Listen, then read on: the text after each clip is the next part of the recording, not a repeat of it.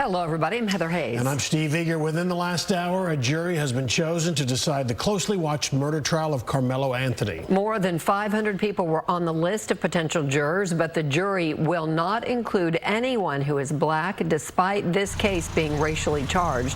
Fox 4's Alex Boyer joining us now. Alex. Hey guys, good evening. That's right. And I can tell you that a court spokesperson confirmed that there are indeed no black jurors on this panel. And I can tell you that before this jury panel was seated, the defense objected to 3 black women being struck by the prosecution. Now, the prosecution contended that it was due to the fact that the women were educators, noting that this incident happened at a school function with young students. The defense then pointed out that those were three of those were 100% of the available black jurors in what's called the strike zone, adding that the state struck all 3. The judge went out and reviewed their questionnaires and came back and said that the defense's challenge to the 3 jurors being dismissed was denied. The judge said the court found that the state had non-racial means to strike the jurors.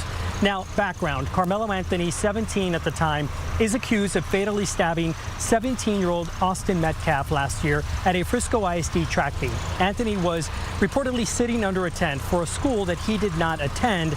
Witnesses say the two got into an argument and Anthony stabbed Metcalf in the chest.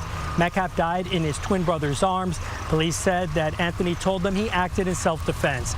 Now, this case has become racially charged, fueled in large part by online speculation, rumors, and misinformation.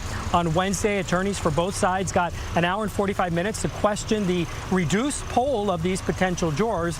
They were questioned on their views on a variety of topics, including race, how they felt about serving on this case, and if they would hold it against the defendant if he chose not to testify on his own behalf. The defense also tried to gauge if the potential jurors would be uncomfortable giving Anthony a lower sentence if there is a guilty verdict. I talked to a jury consultant about the process so far. It's an excellent team on both sides. I believe Bill Worski has, he's a veteran prosecutor. He's tried some very high-profile cases. And then Toby Shook has been both a prosecutor and a criminal defense attorney. And then Mike Howard is an excellent criminal defense attorney as well. And they, along with the DA, it's going to be a very well-tried case.